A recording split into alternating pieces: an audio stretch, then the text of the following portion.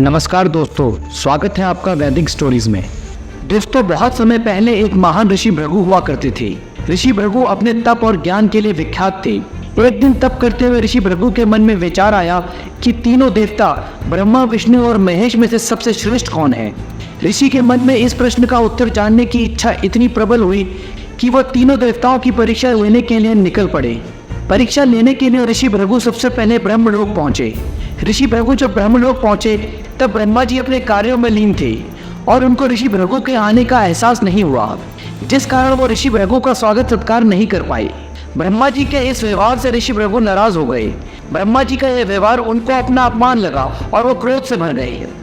ऋषि भृगु ब्रह्मा जी को उनके आचरण के लिए श्राप देना चाहते थे, लेकिन तभी उन्हें यह एहसास हुआ कि उनका मकसद केवल परीक्षा लेना था, ना कि श्राप देकर ब्रह्मा जी को अपमानित करना। ब्रह्मलोक के बाद ऋषि भृगु कैलाश पहुंचे। ऋषि भृगु जब कैलाश पहुंचे तब भगवान शिव अपनी साधना में लीन थे। साधना में होने के कारण भगवान शिव का ध्यान ऋषि भृगु पर नहीं गया और वे भी उनका स्वागत नहीं कर पाए। शिव जी के भी इस व्यवहार को ऋषि भृगु ने अपना अपमान समझा और वो एक बार फिर से क्रोध और अपमान से भर गए। अहंकार से भरे ऋषि भृगु ने शिव जी को श्राप तो नहीं दिया, लेकिन अपनी बातों से अपमानित जरूर महसूस कराया। लेकिन इन सब का शिव पर कोई असर नहीं हुआ। भगवान शिव भी ऋषि भृगु की परीक्षा में असफल हो गए। अब परीक्षा देने की बारी थी भगवान विष्णु की। इसके लिए ऋषि भृगु बैकुंठ लोक पहुंचे। बैकुंठ लोक पहुंचते ही ऋषि भृगु ने देखा कि भगवान विष्णु माता लक्ष्मी के साथ विश्राम कर रहे हैं। ऋषि भृगु को लगा था कि जब वे बैकुंठ पहुंचेंगे तो भगवान विष्णु उनका स्वागत करेंगे, लेकिन यहाँ भी ऐसा कुछ नहीं हुआ। भगवान के इस व्यवहार से इस बार भी ऋषि भृगु क्रोध से भर गए। इस बार उनका क्रोध इतना ज्यादा था कि वे खुद को रोक नहीं सके और उन्होंने भगवान विष्णु की छाती पर एक जोरदार लात मारी। भगवान विष्णु को जैसे ही ऋषि भृगु की लात लगी, वे तुरंत उठकर बैठ गए।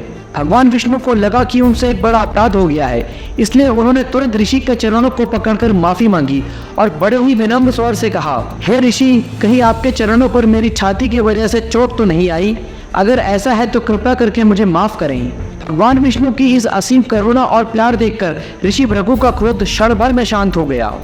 उन्हें एहसास हुआ कि उनसे गलती हो गई है और उन्होंने तुरंत भगवान विष्णु से क्षमा मांगी।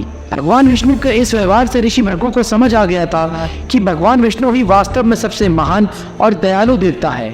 उनमें अहंकार का कोई भी भाव नहीं है और वे अपने भक्तों को हर स्थिति में प्यार और सम्मान देते हैं। ऋषि भृगु की गलती के लिए भगवान विष्णु उनको माफ कर देते हैं, लेकिन माता लक्ष्मी ऋषि के इस कृत्य से नाराज हो जाती हैं। वे ऋषि भृगु के वे क्रोध से भर जाती हैं और उन्हें श्राप देते हुए कहती हैं, तुमने मेरे पति का अपमान किया है, इसलिए मैं तुम्हें श्राप देती हूँ कि तुम्हारी संतति जो ब्राह्मण जाति कहलाएगी उसे हमेशा धन की कमी बनी रहेगी।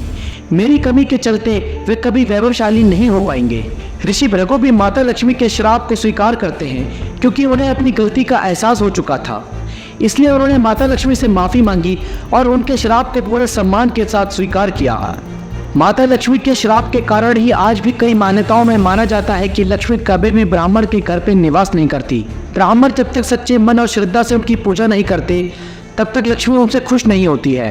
दोस्तों, अगर आपको यह कहानी पसंद आई हो तो इसे लाइक और शेयर करें और हमारे चैनल वैदिक स्टोरीज को सब्सक्राइब करना ना भूलें। मिलते हैं एक और रोचक कहानी के साथ।